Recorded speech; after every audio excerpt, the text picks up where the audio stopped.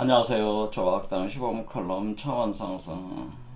오늘도 요한계시록을 통해서 빈몸 활성 과정을 파악해 보겠습니다. 우리가 기독교에서 핵심적인 경전이 이제 바이블 성경인데, 이 성경의 그 마지막 인류 종말을 다루는 텍스트에는 주요 내용이 사실은 7차원 상승 메커니즘을 다루고 있는 것이고요. 그 자체로 빈몸 활성화 과정, LBA 과정을 담고 있다. 그래서 요한계시록을 통해서 우리가 7차원 상승 메커니즘을 잘 이해할 수 있기 때문에 이 부분을 통해서 계속 진행을 해보겠습니다. 그래서 우리가 7차원 상승 과정에서 봉인 해제가 된다 이렇게 할 때 그 차크라 봉인 해제라는 그 개념이 원래 그 요한계시록 5장에 등장하는 개념, 거기서 7개의 봉인으로도 되어 있는 그 두루마리를 펼친다라고 하는 그런 표현이 있죠. 그림으로는 이렇게 이제 표시가 되는 거죠. 그래서 마치 어떤 문서를 이렇게 봉해 놓은 그걸 요걸 뜯으면은 이제 요 문서 내용이 이제 밝혀지면서 요 문서 내용대로 일종의 컴퓨터 프로그램처럼 되어 있는 내용이 실행된다고 하는 것이 봉인해제 과정이다. 그래서 그 두루마리 형식으로 이런 식으로 이제 그림으로 많이 표현해가지고 우리 7개의 차크라가 봉인돼 있던 게 이제 해제가 된다라고 하는 겁니다. 그러면은 요 부분에서 그 돌아가야 될 그 프로그램들이 봉인돼 있던 프로그램들이 돌아가면서 우리 자신을 이제 7차원 상승시킨다.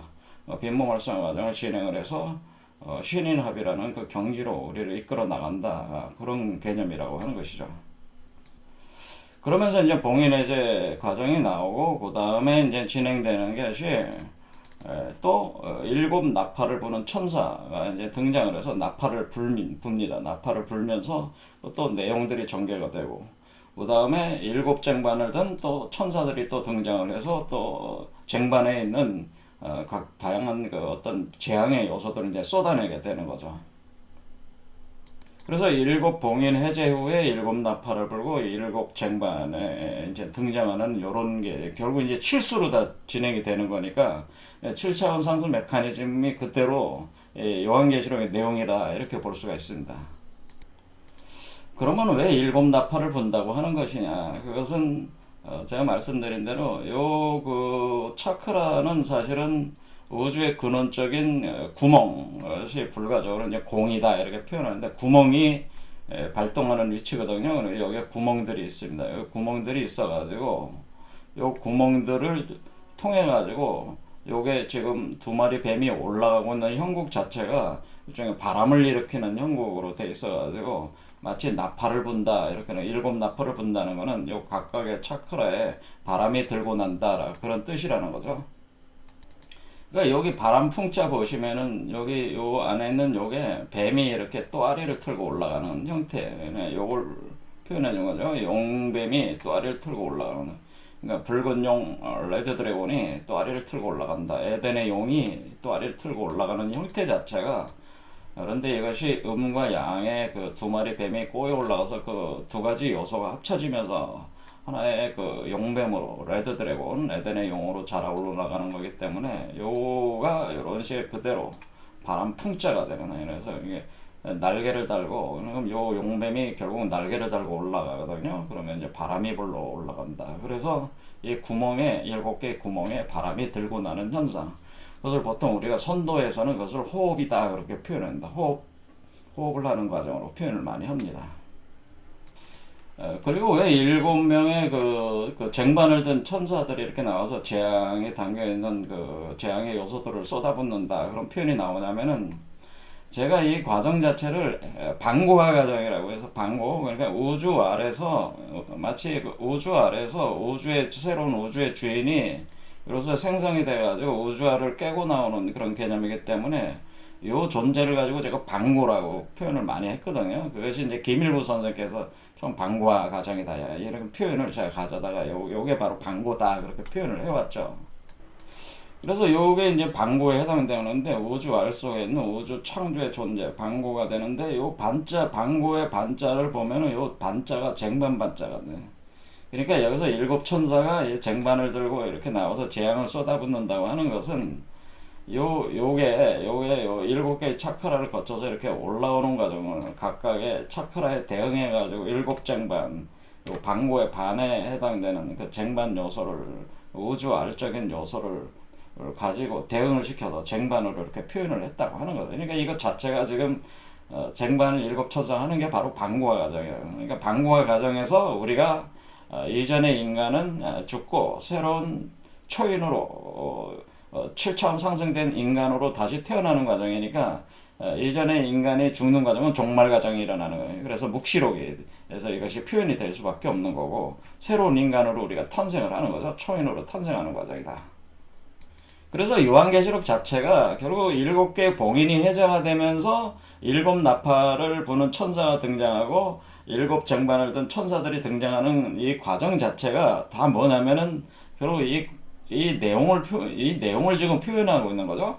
그래서 7나팔은 우리 몸에서 7개 구멍에 바람이 들고 나는 풍의 과정, 풍류의 과정이고, 그리고 요 그 쟁반은 요 요소 방고의 알이 움직이는 요소를 가지고 기준으로 해서 표현해 준 것이다. 그 내용을 표현해 준 것이다. 이렇게 보시면 되겠습니다.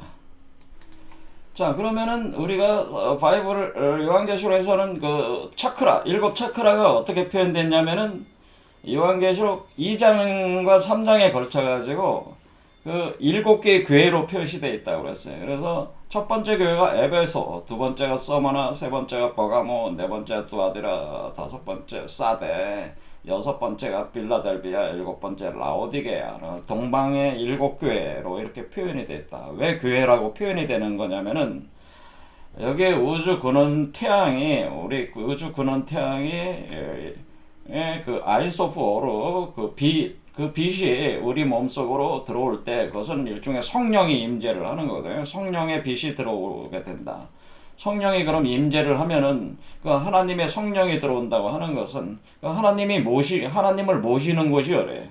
그 교회잖아요. 사원. 그러니까 교회나 사원이라고 하는 개념은 사실 그 모시는 어떤 장소를 의미하는 거기 때문에 우리 몸에 그 성령이 들어오면 우리 몸 자체가 교회고 성전이 되는 겁니다. 그런데 특별히 그 성령이 운행하는 그 위치가 있는데 그것이 차크라가 되는 것이기 때문에 그 차크라에서 그 이 성령이 지금 돌고 있으니까 요거를 하나의 교회가 여기 있는 위치로 이렇게 잡아준다고 하는 거죠. 그래서 여기가 이제는 교회의 명칭이 나오면서 그 요한계시록 2장과 3장에 걸쳐서 이 교회에 할당되어 있는 그 각 서신의 내용 안에 바로 이렇게 우리가 차원 상승하는 인간이 얻게 되는 다양한 이득들에 대해서 이제 설명을 하게 됩니다. 그렇게 될 때 첫 번째 교회에선 에베소에선 낙원의 생명나무의 열매를 먹게 된다. 그러니까 에덴 동산으로 다시 복귀를 해서 그 생명나무 열매를 먹게 되고, 그 다음에 둘째 사망이 없는 상태가 되고, 그 다음 감춰진 만나와 힌도를 얻게 되고, 그 다음에 네 번째 두아디라에 와가지고 철장으로 만국을 다스리는 권세를 준다고 했어요. 그러니까 이 철장으로 만국을 다스리는 권세를 받게 될 때 이 상태를 지난 시간에 그 요한계시록 12장, 이건 이제 12장에 어떻게 연결되는 거예요? 12장에 보면은 우리가 붉은 용 레드 드래곤이 그 해산하는 여자의 그 아이를 이렇게 삼키려고 하는 거죠. 그때 그 아이를 가리켜서 철장으로 만국을 다스릴 바로 그 존재로 표현을 하니까, 그러니까 우리가 이 아이가 생성되는 위치가 사실은 이 두아디라 교회 네 번째 차크라에서 본격적으로 이 아이가 나오는 거구나, 이런 걸 알 수가 있어요. 이렇게 할 때 이 용뱀이, 그러니까 레드 드래곤, 에덴의 용이 삼키려고 할 때 그 미카엘이 이제 등장을 하면서 용을 쳐가지고 이 아래로 떨어뜨리잖아요. 요 중심을, 우리 심장 차크라를 중심으로 해가지고 요 위가 하늘이고 요 밑에가 땅이기 때문에 이 아래로 내려보낸다고 하는 거죠. 그렇게 할 때 그러면 요것이 이제는 뭐냐면 크라이스트 미카엘이다라고 제가 표현하는 게, 크라이스트 미카엘, 그러니까 미카엘의 그 용뱀을, 그 에덴의 용을 쳐가지고 눌러버리는 그 상태에 도달한 그리스도 의식 상태에 와 있는 요것을 가리켜서 우리가 그리스도 의식, 그리스도 상태라고 하는데, 그리스도 미카엘이다. 미카엘 개념으로 상태 표현을 해가지고 이게 그 성경에서 이제는 12장에서 표현을 해준 거죠. 그러니까 그러니까 이 아이를 해산하는 여자는 누구냐면 인간을 가리키는 거죠. 그 사람. 그 사람이 그 해산한 여자고 임신한 여자죠. 그리고 이 존재가 바로 만국으로 철장으로 만국을 다스릴 그 권세를 가진 그 존재가 되는 거죠, 이게. 그래서도 이렇게 이제 정확히 알 수 있는 게 뭐야? 아, 그러니까 우리 인간의 몸에 이와 같은 그 아이가 포태 양생된다고 하는 것이 사실 기독교 내용도 동일한 내용이 있다고. 제가 이제는 지금까지 계속 강의한 내용이 기독교 12장에 이게 다 이렇게 있는 거예요. 그렇게 할 때 우리는 이 에덴의 용이 이렇게 우리를 감고 있는 자체가 지금 우리가 이런 식으로 에덴의 용이 에덴 동산부터 이제는 우리가 타락을 해가지고 기독교 개념은 그렇다는 거죠. 자, 이래 타락을 해서 이렇게 하강을 한 건데 요게 이렇게 감고 있는 요거를 부수면서 나오는 거니까 요것을 이기고 나온다. 그러니까 에덴의 붉은 용을 이기고 나온다. 그래서 요 상태의 인간의 상태를 우리는 뭐라 하냐면 him that overcome 이렇게 돼요. 그래서 he that overcome 이기는 그라고 이렇게 표현해. 이기는 그라고. 그러니까 이게 지금 에덴의 용을 이겨내면서 나오고 있는 그 이렇게 이제 표현을 하게 된다. 자, 그러면은 요 아이가 나온다는 걸 알았고요. 그다음에 다섯 번째 사대 교회에서의 그 표현은 흰 옷을 입게 된다 이런 표현이 나왔어요. 그래서 영혼의 생명책에서 기록되어 가지고 지워지지 않는다. 흰 옷을 입게 된다. 자, 그래서 흰 옷을 입는다는 요 표현 자체가 바로 빈몸으로 된다 그런 표현이라는 거죠. 흰 옷을 입는다. 그것이 바로 빈몸 활성화돼서 빈몸을 얻게 된다 이런 표현이라는 거예요. 자, 그러니까 우리 그 성경에서는 요한계시록에서는 다섯 번째 차크라가 활성화되면은 그때 이제는 빈몸, 바로 흰 옷을 입는다. 빈몸으로 변형이 된다. 트랜스폼 된다라는. 크리스탈 빈몸으로 변한다고 하는 것이 이것이 내용이 여기 있는 거예요. 근데 여태껏 사람들이 흰 옷을 입는다는 표현에 대해서 잘 이해를 못하고 있었어요. 사실 기독교인들도 이 문장이 흰 옷을 입는다는 표현이 빈몸으로 활성화된다고 하는 내용이라고 하는 것을 모른다는 거죠. 그래서 제가 오늘 그 내용을 말씀을 드리려고 하는 겁니다. 요거를 이해를 하려면 우리가 이제는 마태복음을 보면은 일단 진행을 할 수가 있습니다. 마태복음 17장에 영광스러운 모습으로 변형되시다 그런 표현에서 변형이라는 문장이 있어요. 트랜스폼 된다. 예수가 그 빈몸으로 변형되는 거, 크리스탈 빈몸으로 변형되는 걸 이제 보여줘요, 제자들한테. 어떻게 보여주냐면은, 예수가 바로 베드로와 야고보와 요한을 데리고, 타보로산으로 많이 얘기가 되고 있는데, 바로 변화하는 산, 거기 가서 몸을 변형된 모습을 보여줬기 때문에 변화산이라고 또 표현해요. 이 변화산으로 이 세 사람을 데리고 같이 올라가게 됩니다. 그럴 때 두 번째 절에서 17장 두 번째 절에서 그들 앞에서 변형이 되사 변형이라는 표현이 나오죠. 몸을 변형을 시켰어요. 그러니까 이제 보통 인간의 몸처럼 이렇게 예수가 가다가 야고보와 베드로와 요한을 데리고 산으로 올라가서 몸 자체를 완전히 바꾼다는 거죠. 트랜스폼 된다는. 바꿀 때 그 얼굴이 해같이 빛나면서 옷이 이 문장 옷이 빛과 같이 휘어졌더라 이런 표현이 나오죠. 옷이 빛과 같이 휘어졌더라. 자, 이것이 뭐예요? 흰 옷을 입은 것과 같은 상태가 되는 거죠. 옷이 빛과 같이 휘어졌다. 그러니까 우리가 흰몸이라고 하는 것은 그 옷이 빛과 같이 휘어진 상태라고 하는 거죠. 그러니까 몸 자체가 완전히 빛이 백광이 뿜어져 나오니까 겉에 어떤 색깔의 옷을 입든 간에 상관없이 몸 자체 마치 흰 옷을 입은 상태와 같이 보인다고 하는 거예요. 요게 바로 흰 옷을 입은 상태라고 하는 거죠. 요게 옷이 빛과 같이 휘어졌더라 이렇게 변형이 돼가지고 옷이 빛과 같이 휘어지는 요 상태가 바로 흰 옷을 입는 상태다 그런 얘기입니다. 흰 옷을 입는 상태는 변형이 되어서 옷이 빛과 같이 휘어지는 상태 이렇게 표현을 하면서 이때 이제는 그 예수가 모세와 엘리야를 소환을 해가지고 이렇게 보여줍니다. 또 같이 세 사람이 같이 있는 형태로 이렇게 보여줍니다. 자, 그 내용이 상세한 내용은 이제 더 이상 얘기를 안 하겠습니다. 요거는 여러분들이 이제 보시면 되고요. 어쨌거나 이렇게 예수는 뭐예요? 이렇게 변형이 돼가지고 옷이 빛과 같이 휘어지는 이 빈몸을 이렇게 보여준 거예요. 그림으로 보면 뭐 이렇게도 많이 그립니다. 이렇게. 자, 이거는 말 라파엘이 그린 것 같아요. 이 그림 이런 식으로. 그렇죠? 이런 식으로 이제 그림들을 많이 그립니다. 그래서 이거를 영어로 어떻게 표현하냐면은 트랜스피규어드라고 그래서 트랜스폼이라고 하지 않고 트랜스피규어드라고 그래서 근데 트랜스폼과 같은 표현이에요. 이게 트랜스피규어드니까 외양이 완전히 변화했다는 거죠. 그러면서 트랜스폼 before them 그들 앞에서 그래서 그의 얼굴이 환하게 빛나면서 태양과 같이 빛나면서 그의 옷이 was white as the light라고 그래서 그러니까 빛과 같이 휘어졌다. was white as the light 이렇게 표현을 했다. as a raiment,라고 그래요. 그의 옷은 was white as the light. 그러니까 빛과 같이 휘어졌다. 이렇게 표현했다는 거죠. 사도 바울은 아주 위대한 사도다. 그래서 저도 사도 바울을 존경하는데요. 여기에도 이제는 사도 바울이 이 내용을 사실은 가지고 이제 설명을 합니다.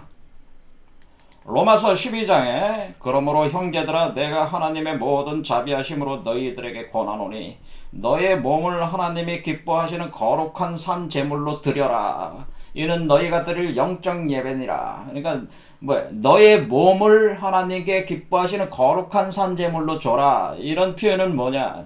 그것이 영적 예배다. 자, 몸을 준다는 건 뭐예요? 자, 이 몸을 준다는 이 몸을 바치라는 얘기죠. 자, 이 몸을 여러분 몸에서 만들어내가지고 이 몸을 바쳐라. 그렇죠?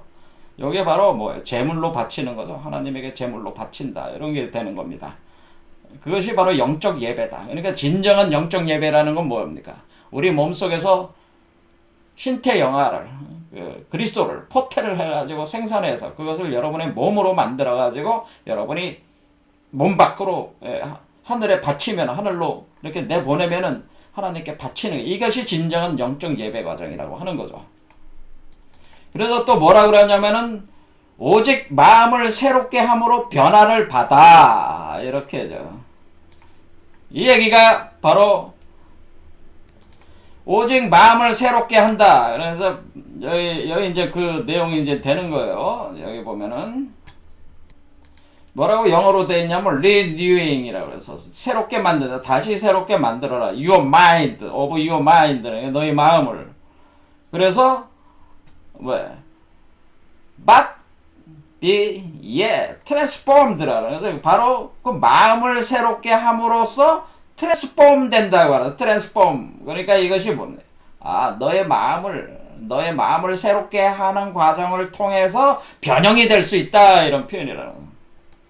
자, 여기 이제 트랜스폼이라는 말이 나오죠. 그러니까 너의 마음을 새롭게 함으로써 변화를 시키면은 너의 몸 안에서 그 영적인 거룩한 생 제물이 그 아이로서 생성이 되고 그것을 하나님에게 바칠 수 있으니까 그것이 영적 예배다.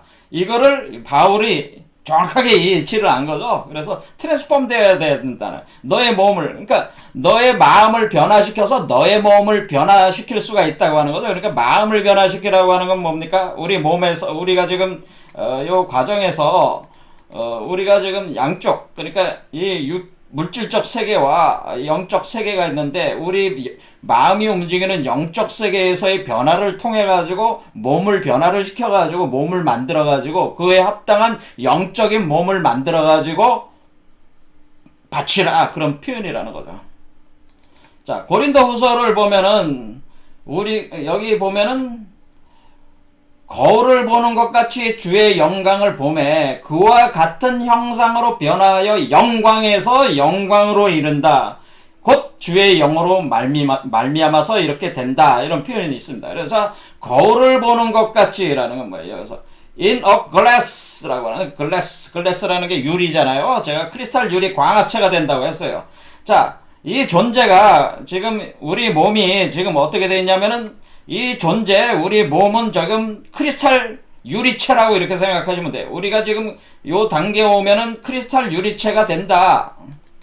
요 표현은 뭐냐면 우리 몸이 크리스탈 유리체가 되면은 하나님이 보실 때에 크리스탈 유리체를 통해서 보는 거니까 요 존재가 하나님을 그대로 복사하는 거죠. 주의 영광을 영광으로, 영광에서 영광으로, 영광이 영광으로 복제가 돼서 나온다고 하는 거죠.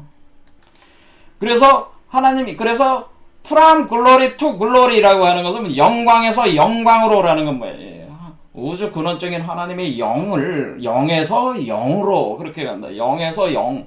그러니까 복사한다는 뜻이에요. The same image, 똑같은 이미지를 그렇게 한다는 거죠. Are changed into the same image, 똑같은 이미지를 영광에서 영광으로 이렇게 복제를 해가지고 똑같은 이미지로 changed, 변화한다고 하는 거죠. 그러니까 우리가 어떻게 변한다는 거예요. 그러니까 결국 우주 근원적인 영의 모습을 그대로 받아들여서 복제를 해서 우리 자신이 change, 변화하면서 이 영광, 하나님의 영광을 그대로 이 영광으로 복제를 해서 이거를 태어나게 한다고 하는 것이 요 표현이라고 하는 거예요. 그렇게 할 때 어떻게 되냐면 우리 몸이 크리스탈 유리 광화체니까 마치 유리 속에 요 존재가 있는 것과 같단 말이에요. 유리 속에 이 존재가 있는 것과 같으니까 여기로 볼 때는 뭐가 돼요? 마치 거울 속에, 그러니까 복제를 하는 거니까 이 거울로 투사를 해가지고 그대로 복사해내는 거란 말이에요. 이게 이 존재가 본체적 존재라면 이 존재를 거울과 같은 존재, 이게 아버지고 여기 아들인데 아버지를 거울을 통해서 아들의 형상으로 구현해낸다고 하는 게 영광에서 영으로 체인지를 변화시킨다 해가지고. 그런데 우리 몸이 그때 당시는 크리스탈 빈몸 유리체 이너 글라스라고 해가지고 여기서 표현이 크리스탈 유리 강화체라는 의미를 여기다 숨겨놨어요. 이해가 되시죠? 이와 같은 과정으로 되니까 이거 지금 이 바울이 얼마나 심오한 사실 사상가, 영적 사상가. 저는 굉장히 이거 위대한 사람으로 봅니다.